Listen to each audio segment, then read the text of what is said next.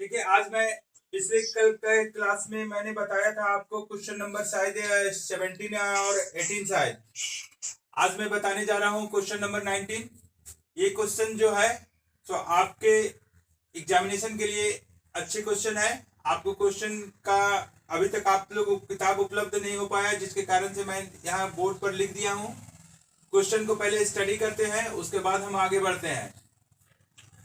हम लोग जैसा कि जानते हैं, एज वी नो, किसी भी साझेदारी संस्था में कम से कम 2 सदस्यों का होना जरूरी होता है और अधिक से अधिक 20 सदस्यों का, जो पिछली क्लास में भी मैंने बताया था। इस सवाल में जो साझेदारों का नाम है वो एक्स और दूसरे साझेदार का नाम है Y. X and Y are partner sharing profit and losses in the proportion of 3:2। X और वाई एक बिजनेस कर रहे हैं जिसमें से इन लोगों का लाभालाभ का अनुपात जो दिया हुआ है उसे 3:2।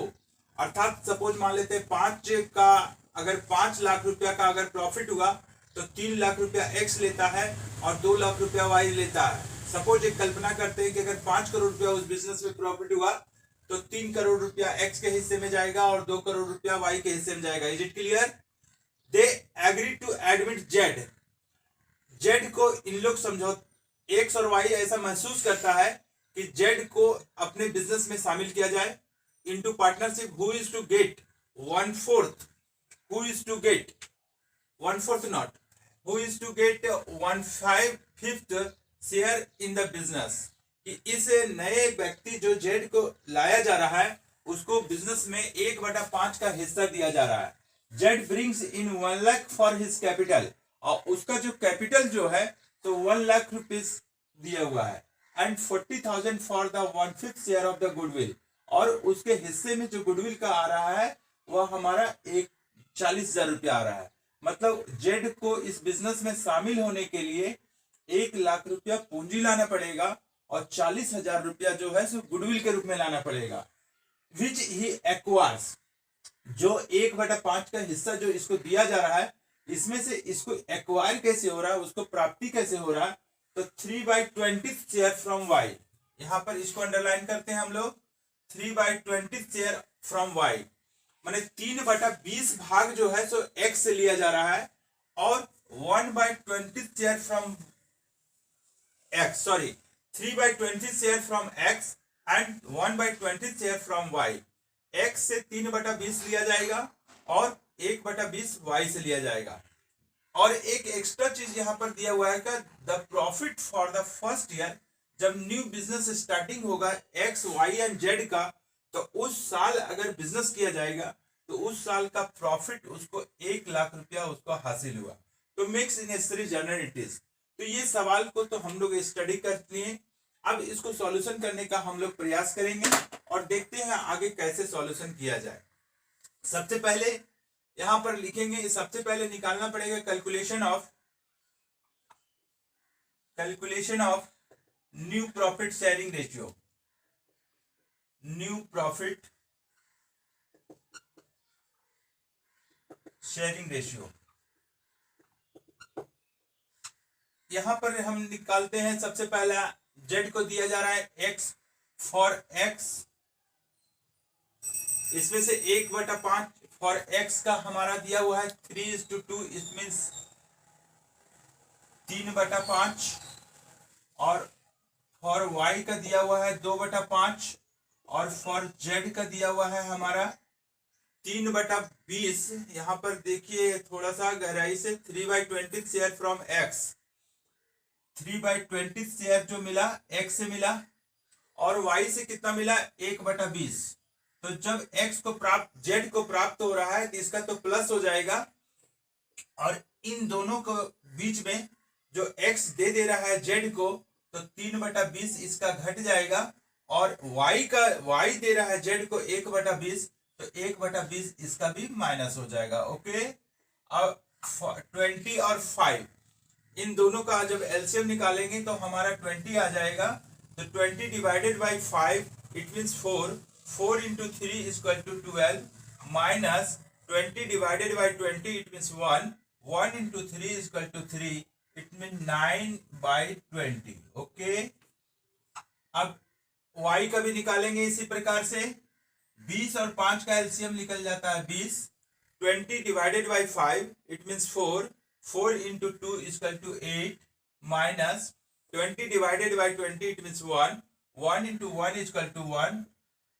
8 minus 1 is equal to 7 by 20. और last partners you have Z. अब इसका देखते हैं 20 and 20 LCM will be also 20. 20 divided by 20, it means 1. 1 into 3 is equal to 3 plus 20 divided by 20, it means 1. 1 into 1 is equal to 1, it means 4 by 20. अब इसको निकाल लेते हैं. इस साइड में आते हैं हम. अब यहाँ पर कैसे करना है इस चीज को आगे देखते हैं. इसको लिखते हैं रेशियो फॉर्मेट पर x, y एंड z. कितना आ जा रहा है? 9/20, 7/20 और 4/20.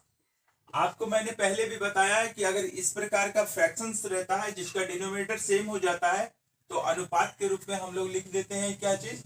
9:7:4. मतलब denominator of the all fraction are the same, so we can use according to the ratios rule 9:7:4. Okay, यहाँ पर हम लोग देखें क्या कि नया रेशियो हम लोग निकाल चुके. अब जो हमारा पुराना रेशियो दिया हुआ है 3:2, जैसा कि आपको मैंने पहले भी बताया कि अगर सवाल में किसी प्रकार का पुराना चीज वर्णन किया हुआ रहेगा तो हम लोग निकालेंगे पुराने अनुपात में. अगर नया चीज का वर्णन रहेगा, जैसे यहाँ पर अभी आप 1 लाख रुपए न्यू बिजनेस में प्रॉफिट हुआ, इसका बंटवारा होगा न्यू रेशियो के आधार पर. और अगर ख्याति का वर्णन किया हुआ है इसका बंटवारा हम लोग कैसे करेंगे? त्याग अनुपात पर. तो अब देखते हैं कि हम लोग एक सैक्रिफाइसिंग रेशियो भी निकालना पड़ेगा यहाँ पर. तो सैक्रिफाइसिंग रेशियो का सूत्र होता है, जैसा कि आप लोग पहले भी जान चुके हैं इस बात को. सैक्रिफाइसिंग रेशियो बराबर होता है old ratio minus new ratio. Old ratio minus new ratio for x, for y. तो ओल्ड रेशियो में हमारा 3:2 है. इसको हम फ्रैक्शन मोड में लिख सकते हैं 3/5 and 2/5. Minus minus new ratio हमारा 9, 7 एंड 4. 9, 7, 16 प्लस 4 20. 9/20 एंड 7/20. फिर दो फ्रैक्शन में माइनस सब्सट्रैक्शन है तो एलसीएम हो जाएगा 20. 20 divided by 5, it means 4. 4 into 3 is equal to 12 minus 9 equal to 3/20. 20 इसका भी निकल गया LCM. 20 divided by 5, it means 4. 4 into 2 is equal to 8 minus 7 is equal to 1/20. तो 3/20 and 1/20. It means 3:1. अर्थात जो सेक्रीफाइस कैसे निकला, या 3/20 भाग अगर त्याग दे रहा है और 1/20 भाग वाई से प्राप्त हो रहा है तो 3:1 यहाँ पहले भी शो किया हुआ है. तो और रूल्स के अनुसार से निकाल लेंगे तो उस पर भी हमारा 3:1 आ जाएगा. तो हमें मिल गया क्या? न्यू रेशियो भी प्राप्त हो गया है, सेक्रीफाइसिंग रेशियो भी प्राप्त हो चुका है, ओल्ड रेशियो भी प्राप्त हो चुका है. अब यहाँ पर हम लोग करेंगे क्या कि जर्नल एंट्रीज. कैसे हम लोग जर्नल एंट्रीज करेंगे इस चीज को, अब देखते हैं इस चीज को. पहले फॉर्मेट इसको लाइन कर लेते हैं. पहला कॉलम डेट का तो होता है, दूसरा कॉलम हो जाएगा आपका पार्टिकुलर्स, तीसरा column LF. LF that means ledger folio. अब इसको लिख लेते हैं डेट, पार्टिकुलर्स. ये डेबिट साइड का अमाउंट्स है और ये क्रेडिट साइड का अमाउंट्स है. अब इसको इंडियन रुपीज में बना रहे हैं इसलिए रुपीज का सैंपल दिए. अब सबसे पहले हम लोग देखते हैं यहाँ पर क्या कि Z brings 1 lakh for his capital and 40,000 for 1/5 share of the goodwill. 40,000 रुपया गुडविल के रूप में ला रहा है और कैपिटल के रूप में 1 लाख ला रहा है. तो हम लोग जैसा कि पहले भी जान रहे हैं कि according to real account debit what come in and credit what goes out. तो बिजनेस में हमारा ये बिजनेस का एक्स, वाई एंड जेड का बिजनेस का जर्नल एंट्रीज हो रहा है. तो कैश हमारा पूंजी के रूप में और गुडविल के रूप में आ रहा है, इसलिए हम लोग लिखेंगे according to real account rule cash account DR to Z capital account to premium for goodwill account. Okay,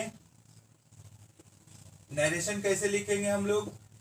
being cash brought in as capital and goodwill by new partner, by new partner, और नाम उसका दिया हुआ है Z. कितना कितना रकम हो जाएगा? 1,00,000 रुपया पूंजी के रूप में है, इसका मतलब क्रेडिट साइड में 1,00,000 लिख लेंगे और 40,000 प्रीमियम के रूप में लिख लेंगे। तो कल के क्लास में मैंने आपको बताया था कि 1,00,000 जो है पूंजी जैसा का रह जाएगा, जैसे तैसे रह जाएगा। कैसे, क्यों रह जाएगा? क्योंकि जब नया बिजनेस चालू हो जा रहा है तो एक्स का भी पूंजी दर्शाया जा रहा है, वाई का भी दिया जा रहा है, और जेड जो नया पूंजी ला रहा है या भविष्य के लिए इसका पूंजी के रूप में उसके बिजनेस में रह जाएगा। लेकिन जो 40,000 रुपया गुडविल के रूप में लाया जा रहा है, इसमें एक्स और वाई अपना अधिकार दिखाता है क्या कि हम लोग जो बिजनेस जो चालू किए हैं कई वर्षों पहले, और आज आप नया बिजनेस में आप आ रहे हैं, तो इतने वर्षों से हम लोग बाजार में जो ख्याति अर्जित किए, विश्वास अर्जित किए, इसके बदले में मूल्य निकाला गया ख्याति के रूप में 40,000 रुपया, जिसका बंटवारा एक्स और वाई अपने हिस्से में करेगा, जो इसका रहेगा किस अनुपात में? त्याग अनुपात में। तो इसको हम लोग जनरल एंट्री के रूप में कैसे लिखेंगे? तो देखिए, क्रेडिट साइड में 40,000 दिया हुआ है, तो इसको डिस्ट्रीब्यूशन करने के लिए लिख रहे हैं premium for goodwill account DR to कौन कौन ओल्ड पार्टनर है? X capital account to Y's capital account. अब इसको नरेशन कैसे लिखेंगे हम लोग? Being amount of goodwill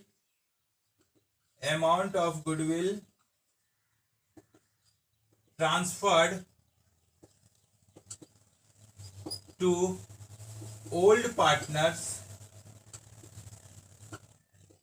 capital account in their sacrificing ratio। Okay, यहां तक तो हो गया। अब सैक्रिफाइसिंग रेशियो हमारा 3:1 है और 40,000 हमारा गुडविल दिया हुआ है, तो 40,000 डिवाइडेड बाई 4। क्यों भाई?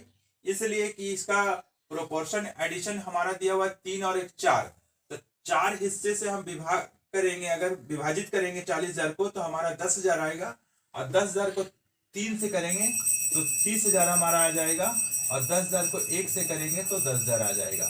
मतलब एक्स को इस 40,000 में 30,000 रुपये मिला और वाई को कितना मिला? 10,000 मिला।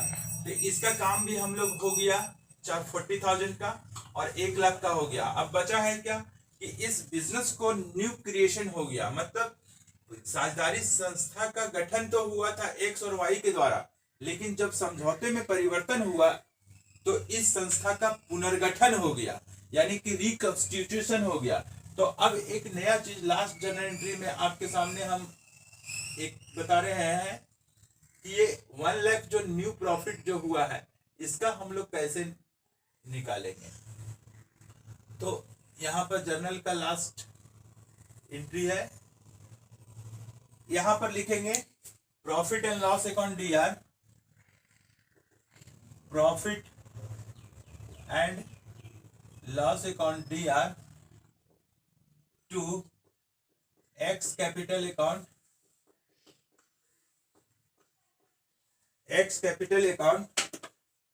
To Y capital account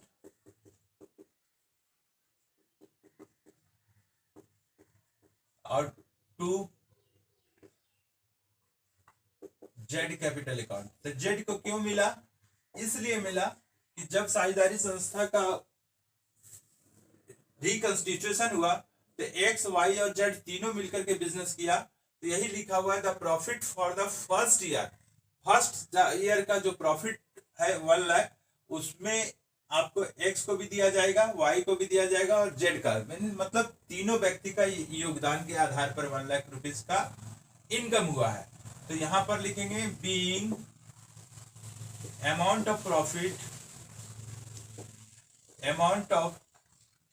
profit transferred to all partners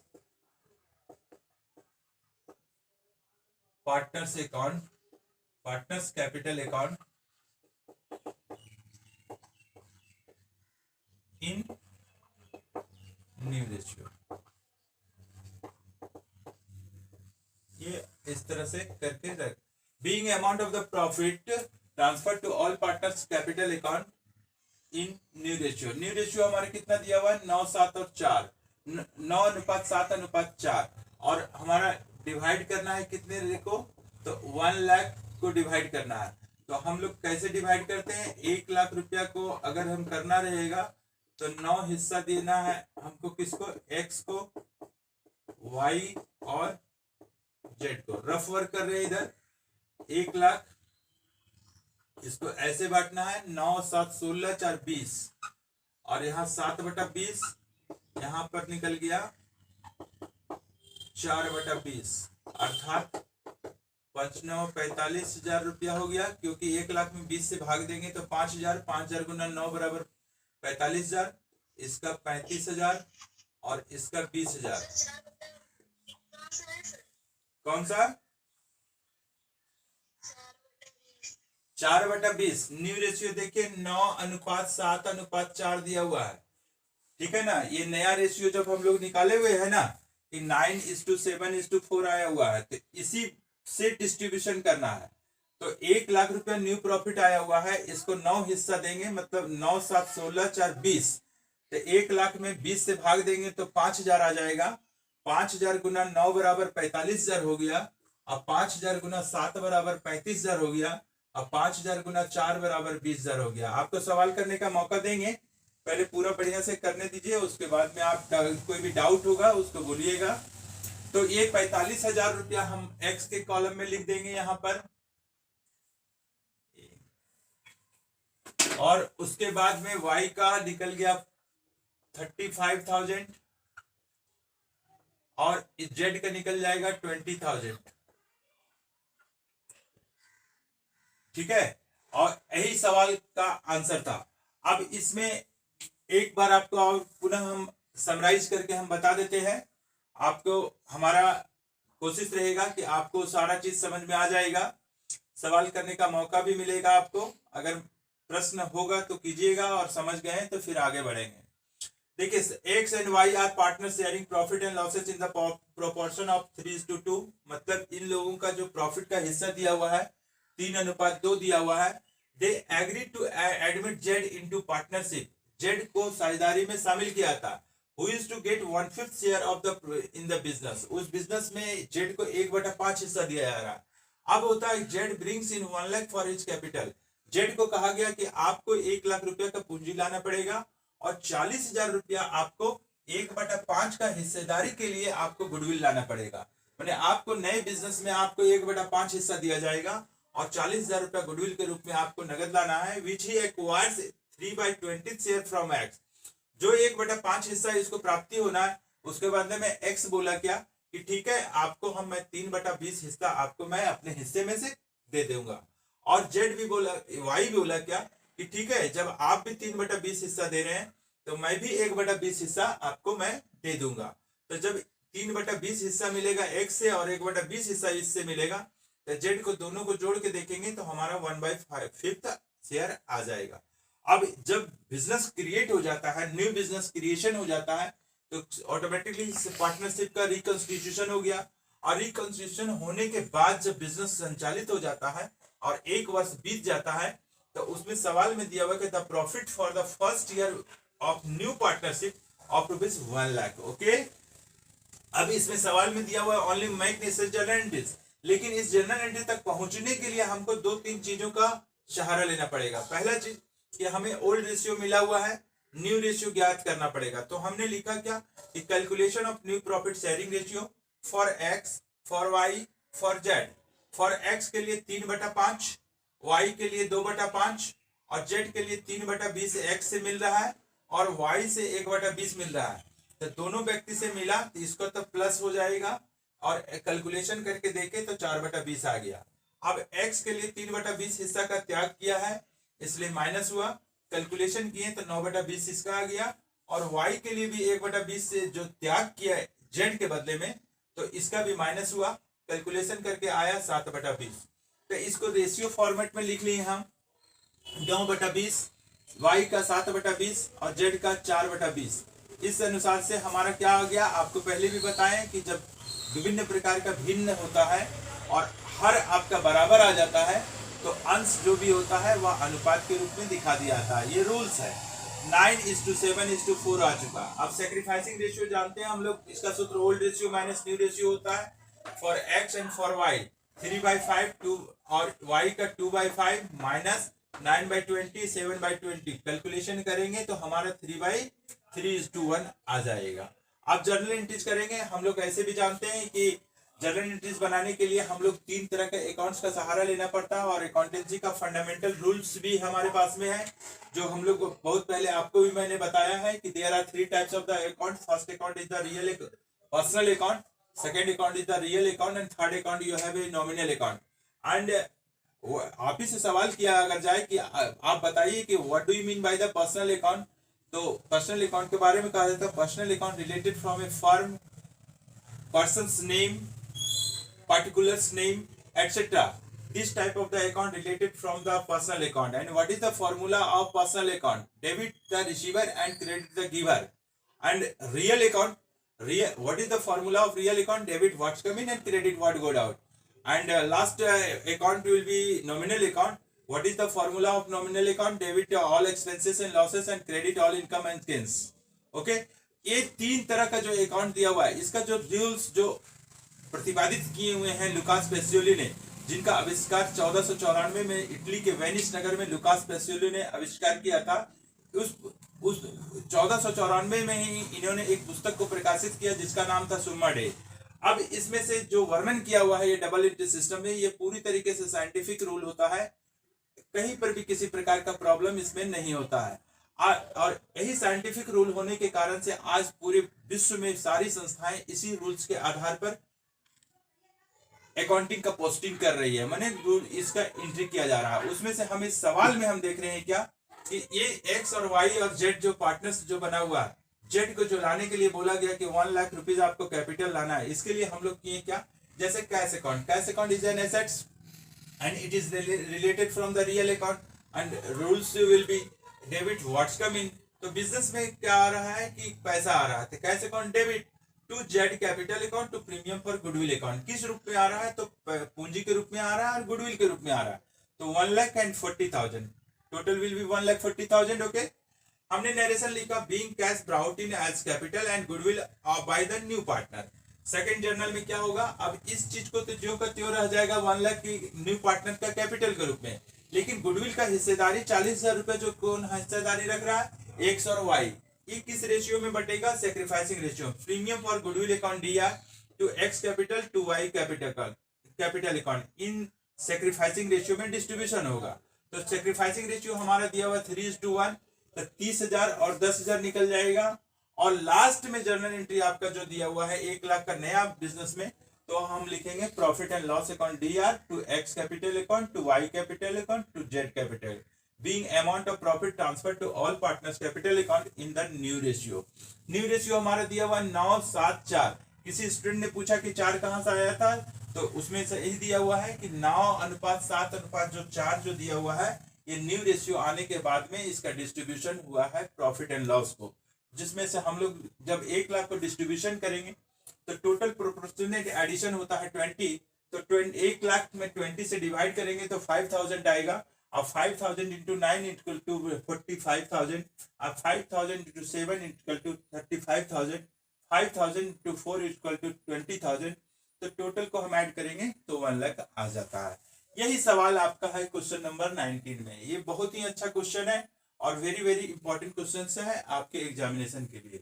अगर इस तरह के सवाल में टेक्निकल चीज आप जानने का और समझने का प्रयास करेंगे तो आपको ये सवाल बहुत ही कम समय में अच्छे तरीके से आपका एग्जामिनेशन में बन जाएगा और एक जानकारी भी अच्छी हासिल हो जाएगी। जो आने वाले तिथि में आपका बहुत सारे प्रोफेशनल्स एग्जाम्स होते हैं उसमें भी ये सब चीज को पढ़ना है, आपका भी ये चीज का सहयोग करेगा। तो इज इट क्लियर? आपको किसी प्रकार का डाउट बताइए, मौका दिया गया आपको। हाँ बोलिए।